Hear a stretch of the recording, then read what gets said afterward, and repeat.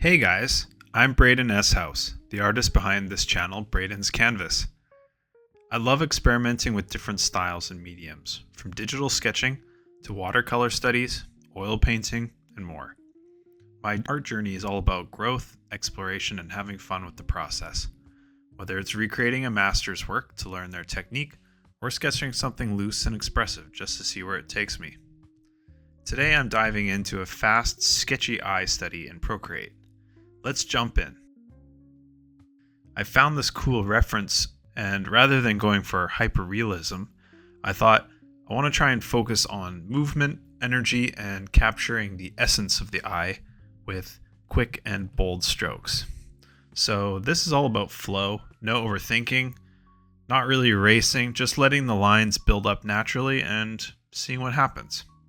So I've already gotten further into this sketch, and I'm trying to keep the sketch simple, just outlining the major areas of shape and contrast, including the iris, the shape of the eye, and the eyebrow itself.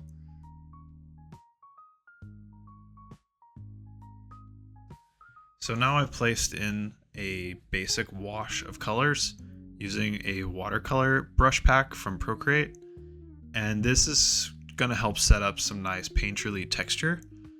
I don't get too crazy getting accurate with it, but I do like to place in the highlights and the shadows that generally correspond to the reference image.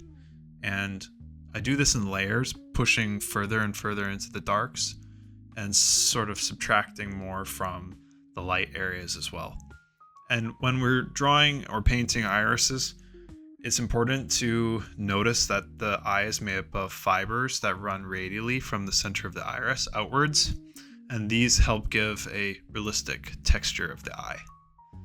So now I'm also adding in some color and some brushes that are a little bit more oil painterly, and I'm really going in very loose. And I'm even applying these very large textured brushes to get very grungy kind of aesthetic as the base. And this is going to probably be layered over top of as we go. We're starting out with this very grungy, very loose coloring wash, watercolor and oil painting. Okay, and now I'm going to just start to switch over to a more standard brush. It does have some paint texture, but it's not watercolor anymore. It's more of like a pencil texture. And I'm actually picking colors that get close to what's on my reference, and I'm blocking them in without really blending or smoothing. I'm just gonna place colors as blocks, if you will, and scratching in highlights, scratching in shadows, rather than doing very specific areas of light and shadow. I'm really just going for a general approach. I do put in the highlight for the eye. I do think that it helps make the eye pop out.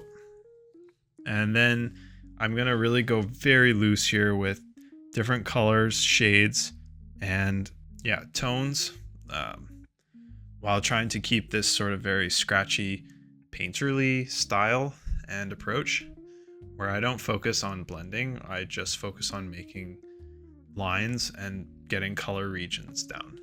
I'm constantly looking at my reference image to gauge whether or not I'm close.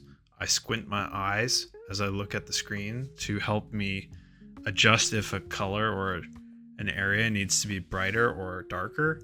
So now the eyebrow comes in as well. This really helps to define the face and the eyelashes, of course. These small details are really important to actually achieving a little bit of a sense of realism. If we didn't put them in, then they would look a little weird. So these do help achieve that kind of final look. And I'm just going in and adjusting small details here and there, finding those little shadows where it needs to be a bit darker. I do like apply some splashy glows around the areas where it needs some color, or it needs some dark shadow, or it needs a little bit of bright.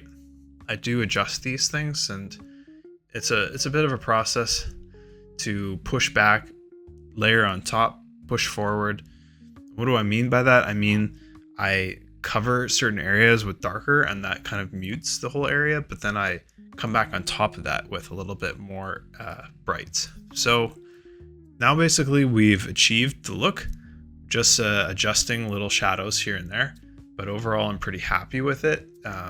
It does have a nice feeling. It does look painterly. It looks rough, but at the same time, it still has some life to it. So yeah, I think we did it, and it wasn't so bad. I hope you enjoyed it. Hope you learned something maybe a little bit. I know it was a fast one, but you know, you can also do things quite fast and sketchy like this, and you can achieve nice results that aren't photorealistic but are still semi-realistic. Hope you found this interesting, and see you on the next one.